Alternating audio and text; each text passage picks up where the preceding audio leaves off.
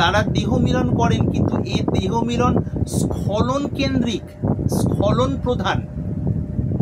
দুজন সন্তান জন্ম দিচ্ছেন সারা মানে বিবাহিত জীবনের পর, কেউ একজন সন্তান জন্ম দিচ্ছেন, হয়তো কয়েক শবার দেহ মিলন করেছেন বা হাজারবার দেহ মিলন করেছেন, কয়েক হাজারবার শক্তি স্খলন হচ্ছে। এই শক্তি স্খলন যে দেহ মিলনের শেষে, তার ফল হলো ক্লান্তি, এবং সাময়িক ক্লান্তিটাকেই তৃপ্তির নাম দিচ্ছি আমরা। গুরুত্বপূর্ণ জায়গা। সেই জায়গায় যেতে যেতে যেতে যেতে শরীর দুর্বল হতে হতে মনও নিস্তেজ হয়ে পড়ে। সেই কারণে স্বামী স্ত্রীর যে সম্বন্ধ, এটা আর সেইভাবে থাকে না। প্রতিনিয়ত সম্বন্ধ তো আরো কালারফুল হওয়ার উচিত ছিল, আরো রঙিন হওয়া উচিত ছিল ভেতর থেকে, বরঞ্চ আরো ফেড হয়, আরো ফ্যাকাশে বা আলুনি হয়ে যায় বেশিরভাগ ক্ষেত্রে। তখন আমরা কেবল মেইনটেইন করে চলি যে কিভাবে সময় কাটানো, এটি গুরুত্বপূর্ণ বিষয়। আর যারা দেহ মিলন করছেন না, এবার দেহ মিলন করছেন না সেই কারণেও অস্থির মন। কেন নর্থ পোল সাউথ পোলের মতো তো একটা একে অপরকে আকর্ষণ করছে। এই আকর্ষণের কারণে তারা দেহ মিলন করে যে ওই শক্তি স্খলনের পর টেম্পোরারি রিলিফ, অর্থাৎ অস্থায়ী যে ত্রাণ পাওয়া বা শান্তি, সেটা থেকেও বঞ্চিত হচ্ছেন। তারাও আবার বিক্ষিপ্ত থাকছেন। কাজেই উভয় পক্ষই কিন্তু সন্তুষ্ট নন, তৃপ্ত নন। এক পক্ষ সাময়িকভাবে তৃপ্ত, কিন্তু ধীরে ধীরে ধীরে ধীরে ধীরে ধীরে হতাশার দিকে চলে যাচ্ছেন। আরেক পক্ষ প্রথমেই অতৃপ্ত, এবং ওই প্রথম সময়কার হতাশা ওটা আরো দিনে দিনে বাড়ছে। তাহলে ঋষিরা কি পথ দিয়েছেন? শুক্রাণু এবং ডিম্বাণুর ন্যাচারাল যে আকর্ষণ, এটা আমরা জানি। এবার শুক্রাণু এবং ডিম্বাণু এই দুটোকে কোনো জৈব আধারের মধ্যে যদি মিলিত করা হয়, একত্রিত করা হয়, তাহলে সেখান থেকে নতুন কোষ বা কোষিকা তৈরি হয়। আমরা জানি, যারা জীববিজ্ঞান সাধারণভাবে পড়েছি তারা অন্তত থিওরিটিক্যালি বিষয়টা বুঝবে। এক, কিন্তু শুক্রাণু আর ডিম্বাণুর যে টানটা, পুরুষ শরীর ডিম্বাণু প্রধান, এই শুক্রাণু প্রধান, স্ত্রী শরীর ডিম্বাণু প্রধান, অর্থাৎ তার মূলত। এবার পুরুষ শরীর মানেই ওই অনুপরমাণুরই তো একটা কালেকটিভ রূপ, একটা সংগৃহীত স্ট্রাকচার বা কাঠামো। স্ত্রী শরীরও সেই রূপ, ডিম্বাণু প্রধান। এবার একে অপরের যে আকর্ষণটা, সেটা তো খুবই প্রাকৃতিক। ওই বয়সে প্রথম হচ্ছে কেন? যেহেতু শৈশব থেকে এই জাংশন পিরিয়ডে, অর্থাৎ সন্ধিক্ষণের প্রবেশ হচ্ছে আর কি। সেই জন্য হঠাৎ কোনো জিনিস আসলে প্রথমে আমরা তাল সামলাতে পারি না, তারপর একটু এদিক ওদিক হোঁচট খেয়ে কোনো রকমভাবে কেউ কেউ তাল সামলানোর চেষ্টা করি, কেউ কেউ কিছু কিছু সফলও হই। তো ওই জায়গাটায় কিরকম করা হচ্ছে? তাহলে দেখা গেছে শুক্রাণু এবং ডিম্বাণুকে দুটোকে যদি একত্রিত না করে খুব কাছে আনা যায়, কিন্তু মিলিত না হতে দেওয়া একটা জৈব আধারে, তখন সেখানে একটা সমতার অদ্ভুত জোন তৈরি হয়। ওই স্পেসেতেই আকর্ষণটা দেখুন, পুরুষ এবং স্ত্রীর একটা আকর্ষণ কাজ করছে, তার মানেই তো এই স্পেসের মধ্যে দিয়ে সেই আকর্ষণের একটা তরঙ্গ যাচ্ছে, না হলে ওখানে গেল কি করে ব্যাপারটা? পুরুষ এবং স্ত্রীকে চোখ বন্ধ করে পাশে বসিয়ে রাখুন, দুজনেরই বয়স 15, 16, 17, 18, না বলে কিছুক্ষণ বসিয়ে রাখার পর তাদের বলা হবে না, কোনো রকম আওয়াজও করার দরকার নেই, তাদের শরীরের ভাইব্রেশনেই অনুপরমাণুর মধ্যে আস্তে আস্তে উষ্ণতা আসতে থাকবে। এইটা খুব স্বাভাবিক। যদি না আসে তাহলে কোনো গন্ডগোল আছে আণবিক স্তরে। ঠিক তেমনি এখানে দুখানা অণুকে যদি খুব কাছে আনা হয়, কিন্তু একত্রিত না হতে দেওয়া হয় জৈব আধারে, সেই সারফেসে বা সেই জোনে ওই ফ্রিকোয়েন্সিটা এমনই হয়ে যায়, সেটা প্রায় নিউট্রালের মতো, অর্থাৎ প্রায় নিরপেক্ষ, যেখানে শুক্রাণু ডিম্বাণুর পরস্পরের আকর্ষণটা আর আগে যেমন ছিল সেরকম নেই। দুটো আকর্ষণ একটা ফ্রিকোয়েন্সিতে ম্যাচ করে গিয়ে একটা নিউট্রাল জোন সারফেস তৈরি হয়ে গেছে। এটা গেল দুটো অণুর ক্ষেত্রে, অর্থাৎ আণবিক স্তরে। এইবার অণুর কালেকটিভ যে ইনফ্রাস্ট্রাকচার বা এই স্ট্রাকচার কাঠামো যদি বলি, সেই কাঠামোগুলোকেও যদি বিশেষ পদ্ধতিতে তাদের মধ্যে সেই জৈব আধারকে কাজে লাগিয়ে বিশেষ প্রণালীতে অস্খলিত যৌন মিলনের মধ্যে তারা যেতে পারেন, তাতে বায়ুর নিয়ন্ত্রণ আছে, অর্থাৎ প্রাণের ভারসাম্যের বেশ কিছু স্টেপ ক্লিয়ার করার পর এর মধ্যে আসা, বোধের ক্ষেত্রেও বেশ কিছু রং যে ইনফরমেশন জাত যে ভুল সংস্কার সেগুলো থেকে বেরিয়ে আসার পর এর মধ্যে আসা, তারপর প্রপার প্রণালী দিয়ে অর্থাৎ যথার্থ ধারা ধরে চললে, যেটিকে শৃঙ্গার সাধন, রাগমার্গের ভজন, দেহতত্ত্ব সাধন, আরো বিভিন্ন নামে বলা হয়েছে বা বলা যেতে পারে বহু নামে। ঠিক একজন সুস্থ শরীরের একটি মেয়ে এবং সুস্থ শরীরের একটি ছেলে, যাদের বয়স ধরুন 21, ধরুন 25, দুজনের শরীরকে যদি ল্যাবরেটরিতে যেভাবে আমরা এক্সপেরিমেন্ট করে থাকি, টেস্ট টিউবে বা অন্য কোনো স্লাইডের উপর কিছু রেখে মাইক্রোস্কোপে যেভাবে দেখি, যে নিরপেক্ষতা নিয়ে দেখি, সেভাবেই ফিমেল বডি এবং মেল বডিকে এক্সপেরিমেন্টের দুটো মাধ্যম হিসেবে যদি ব্যবহার করি এবং তার আগের বিষয়গুলো আপডেট করে নিই, ক্লিয়ার করে নিই আর কি, যে যে স্টেপসগুলো আছে, তখন অস্খলিত মিলন কীরকম বায়ুর টেম্পারমেন্ট থাকবে এবং ভেতরের অবস্থা থাকবে, তার মধ্যে দিয়ে পাস করতে পারলে একটা সময় পর ওই স্ত্রী পুরুষের যে একটা প্রবল অদম্য আকর্ষণ, এইটা একটা নিউট্রাল জোনে চলে যায়। স্খলনের জায়গা থেকে উপরে উঠে বিশেষ মেজারমেন্টকে বেস করে যখন এই অবস্থায় যাওয়া হয়, তখন সেটা একটি নিউট্রাল জোন, যেটি দুজনের মধ্যেই নেমে আসে। দুটো ইন্ডিভিজুয়ালের মধ্যে সেই অনুভূতিটা নেমে আসলে ইন্ডিভিজুয়ালিটির মধ্যেই একটা ইউনিভার্সালিটির আভাস পাওয়া যায়। অদ্ভুত ব্যাপার। ওই বলা হয় না বিভিন্ন জায়গায় যে ভাণ্ডের মধ্যে ব্রহ্মাণ্ড আছে, এগুলো বিভিন্ন স্তরে বিভিন্ন সময় হালকা হালকা আভাস রূপে আসতে থাকে। যত যত এগোনো হয় তত তত তাতে প্রতিষ্ঠা আসে আর কি।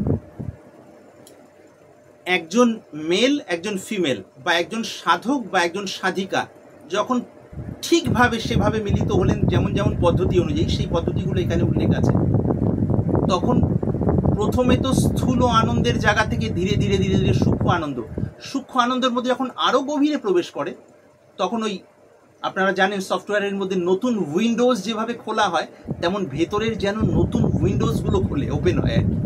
অর্থাৎ স্নায়ুতন্ত্রের সেই অনুভূতিগুলো নেমে আসে, যে অনুভূতিগুলো যে আমাদের ভেতরে অনুভূতি হিসেবে আছে, সাধারণ পুরো জীবনের এই সার্কেলে জানাই হয় না সাধারণ মানুষের। তার কারণ সাধারণ মানুষ তো এক পালিয়ে পালিয়ে থাকা স্ত্রী পুরুষের থেকে, অথবা একত্রিতভাবে মিলিতভাবে শক্তি স্খলন করা, এই দুটো স্টেপই জানেন, তাছাড়া জানা নেই। তাছাড়া ওষুধ টষুধ ইত্যাদি ব্যবহার করে একটা কোনো রকম ব্যবস্থা করা। আর এইটি সম্পূর্ণ পৃথক, এর ডাইমেনশনটাই আলাদা আর কি। প্রথম স্টার্টিংটা কিছুটা এক, তারপরে একটু এগিয়ে গেলে সম্পূর্ণ আলাদা স্তর খোলে আর কি। তখন শরীরটাই যে একটা খুব পাওয়ারফুল মাইক্রোস্কোপের মতো কাজ করতে পারে, এটা অনুভূতির মধ্যে আসে, এবং সেই সময় একে অপরের শরীরের অনুভূতিগুলো টের পাওয়া যায় একটা স্তরে অবশ্য। সেটা সব থেকে বড় কথা, সেই স্টেটে থাকার পর একটি ঘন্টা ফিরে আসার পর যে মানুষের মধ্যে যে প্রতিভাগুলো সুপ্ত আকারে ছিল, সেগুলো স্বাভাবিকভাবে ফুটে ওঠে, চেষ্টা করতে হয় না। 1, 2, মনের ভেতরের অপরাধ প্রবৃত্তিগুলি যেগুলো আগের থেকে গিয়েছিল এই সোকল এডুকেশন সিস্টেমের কমপ্লিট করার পরও, সেগুলো স্বাভাবিকভাবেই ভারসাম্যরূপী সরসতায় মিলেমিশে একাকার হয়ে যেতে থাকে, অর্থাৎ একাকার হয়ে যেতে থাকে। এই প্রক্রিয়া কিভাবে হতে পারে তার বর্ণনা এখানে হিন্দিতে বর্ণনা রয়েছে। আমার জানা নেই বাংলা, হিন্দি, ইংরেজি বা সংস্কৃত ভাষায় নেটে, ইন্টারনেটের কোনো জায়গায় লিখিত আকারে বা বলার মাধ্যমে এইরকম বর্ণনা আছে কিনা, যেটা আমি এখানে পড়লাম না আর কি। এরপরে 1 পৃষ্ঠা, 2 পৃষ্ঠা, 2.5 পৃষ্ঠার মধ্যে আছে আর কি, সেকেন্ডের বেসিসে বর্ণনাগুলো আছে আর কি। এগুলো কোনো থিওরি নয়, প্রপার জায়গা দিলে এগুলোকে ইমপ্লিমেন্ট করে দেখানোর চেষ্টা করা যেতে পারে। লিগাল ওয়েতে যদি হয় তাহলে বিষয়টা আরো ভালো হয়। আচ্ছা, এখানে পুরো বিষয়টাই ল্যাবের এক্সপেরিমেন্টের মতো। কিরকম? ये प्रयोग यौन ऊर्जा रूपांतरण विशेषज्ञ यानी सेक्स एनर्जी ट्रांसफॉर्मेशन एक्सपर्ट की निर्देशन में। सेक्स एनर्जी ट्रांसफॉर्मेशन एक्सपर्ट कारा? ম্যাকলের এডুকেশনে এডুকেটেড লোক নন কখনোই, ঋষিরা, সাধকরা। তার কারণ সে এডুকেশন সিস্টেমে কতগুলো এই বিষয়ে ইনফরমেশন দেওয়া হয়, সেটাও কিছু মানুষের মধ্যে আর কি। তার দ্বারা অন্তরের প্রবৃত্তিগুলো রূপান্তরণ হয় না সাধারণভাবে। নেসেসারি ইকুইপমেন্টস, আবশ্যক উপকরণ, এগুলো পুরো বর্ণনা আছে আর কি, কি কি দরকার এর মধ্যে, একদম ল্যাবে যেভাবে দরকার হয় আর কি। প্রথম নাম্বার 1 স্वस्थ স্ত্রী এবং পুরুষ শরীর। নাম্বার 2 आरामदायक बिस्तर अर्थात नॉन स्पंजी, ताजी हवा युक्त स्वच्छ ध्वनि निरोधी कमरा, साउंड प्रूफ रूम, माने सूक्ष्म अनुभूतिर मध्य ढोका आर की। 3 स्त्री और पुरुष शरीर के শ্বাসের গতির বিষয় এখানে কিছুটা উল্লেখ করা আছে। 4 যথার্থ সময় অ্যাপ্রোপ্রিয়েট টাইম, সারাদিনে 24 ঘন্টার যে সন্ধিক্ষণগুলো বলা হয় সেই টাইমগুলোর মধ্যে শরীরে ভারসাম্য আসে, সুষুম্না নারী সেই সময় অ্যাক্টিভেট হতে থাকে সবারই, কিছু সময়ের জন্য হলো, সেই সময়টা কাজে লাগালে ওই দুটো ইন্ডিভিজুয়ালকে কেন্দ্র করে ইউনিভার্সালে ড্রাইভ দিতে পারে, মানে মানবিক চেতনা আর কি। রিয়েল গ্রাউন্ডে দেখা গিয়েছে এটি। आवश्यक बातें और प्रयोग, তারপরে প্রয়োগটা আছে আর কি। প্রয়োগের বিষয় একটু বলা আছে, स्त्री और पुरुष दोनों में ये स्वच्छ धारणा रहे कि हमारा शरीर ही वास्तविक प्रयोगशाला है, ল্যাবরেটরি है, আমাদের শরীরই মানে ইন দ্য ট্রু সেন্স বা ইন ট্রু সেন্স একটা ল্যাবরেটরি আর কি, যথার্থ বলতে গেলে। এই ভাবনা যখন আসবে তখন তারা করতে এদিকে এগোতে পারবেন, না হলে সম্ভব না গ্রস লেভেল থেকে। इससे अधिक सूक्ष्मता, इसमें अधिक से अधिक सूक्ष्मता से अनुसंधान हो जाए, यही काम में है। ये स्खलन विहीन यौन मिलन जैसे एक शक्तिशाली सूक्ष्मदर्शी है, माइक्रोस्कोप है। इससे सूक्ष्म से सूक्ष्म तर शारीरिक और आंतरिक क्रिया प्रतिक्रिया और संवेदनाएं अनुभव में आएगी। संवेदनाएं माने सेंसिटिविटी, विभिन्न अनुभूति एगुलो आसबे एर मध्य दिए। तारपर बर्णनागुलो एर मध्य रयेछे किछु स्केचेर सापेक्षे। সম্পূর্ণ মানে মানসিকতাটা ওই তথাকথিত রূঢ়িবাদী এবং তথাকথিত ওয়েস্টার্নাইজড যে ভাবনা আর কি, এই দুটো থেকে পৃথক জায়গায় দাঁড়ালে তাহলে বিষয়টা বোঝা যাবে। কিন্তু তথাকথিত পাশ্চাত্য মানে পাশ্চাত্য ভাবনা দ্বারা ভাবিত হলে কি কিছুই মানছি না, যা পাচ্ছি তা করছি, এটা সেরকম ব্যাপার নয়।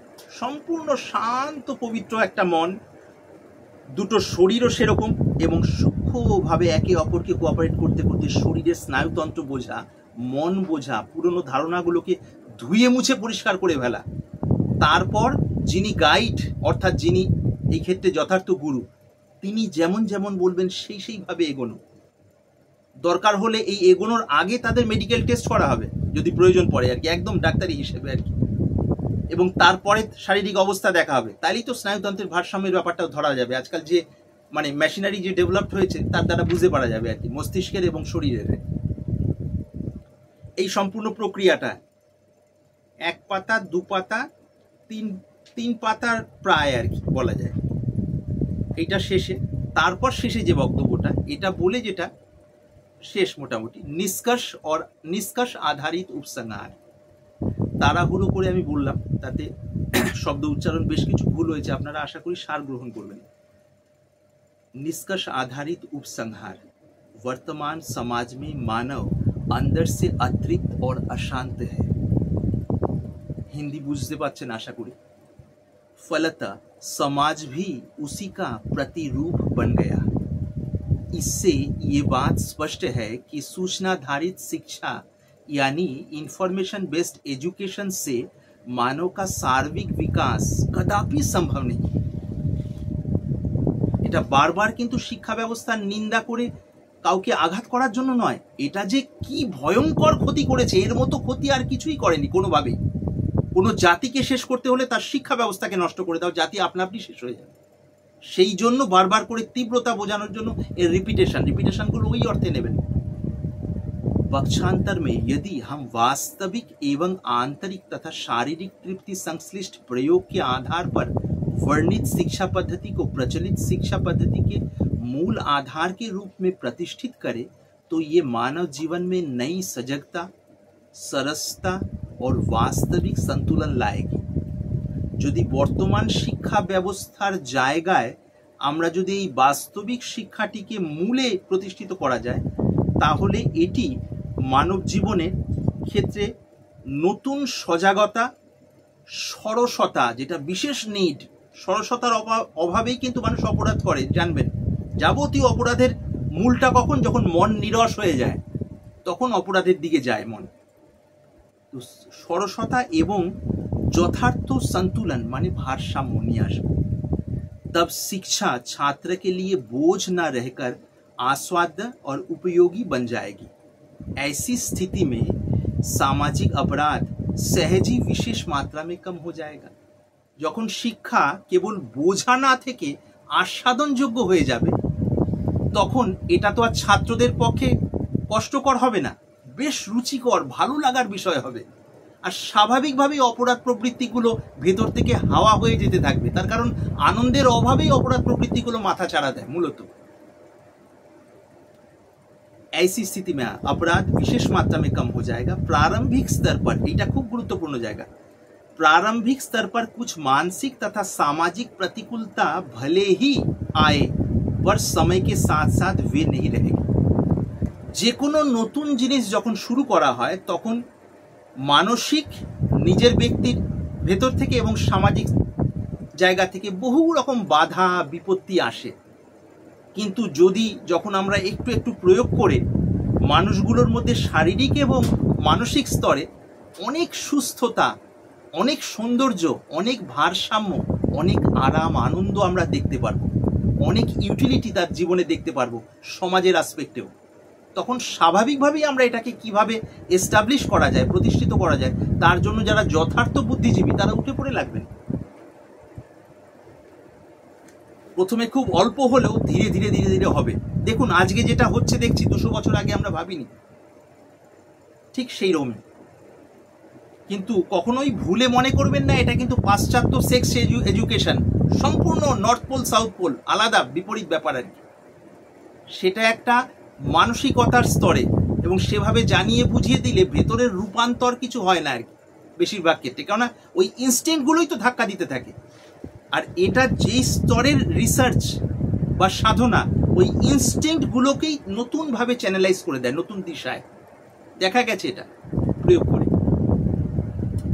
ये शिक्षा पद्धति मानव चेतना को नए आयाम देते हुए निश्चित रूप से वास्तविक उच्चता प्रदान करेगी। मानव चेतना के नतून आयाम, आयाम माने स्तর দিয়ে निश्चित भावे একটা যথার্থ উচ্চ স্তরে নিয়ে যাবে।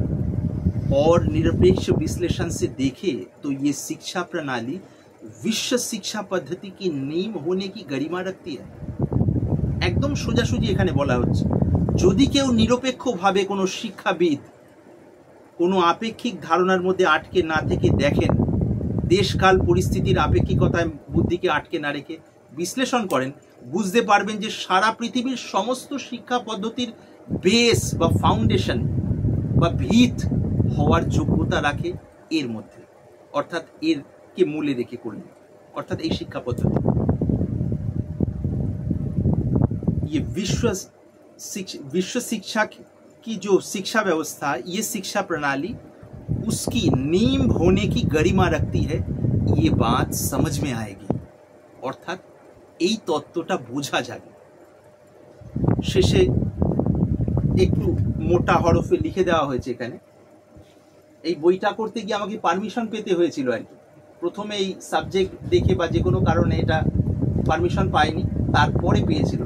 রাজস্থান থেকে বইটা প্রকাশিত হয়েছিল 2021 সালে খুব সম্ভব। শেষে কি লেখা হয়েছে, केवल तात्विक दृष्टि से नहीं अपितु प्रयोगात्मक रूप से इसकी वास्तविकता को प्रमाणित किया जा सकता है। लेखक केवल থিওরিটিক্যালি বর্ণনা নয়, যদি প্রপার সেই পরিবেশ আমাকে দেওয়া হয় এটাকে প্রমাণ করে ইমপ্লিমেন্ট করে দেখানো যেতে পারে যে কোনো শিক্ষা কেন্দ্রে, ভারতবর্ষ বা তার বাইরে যে কোনো জায়গায়।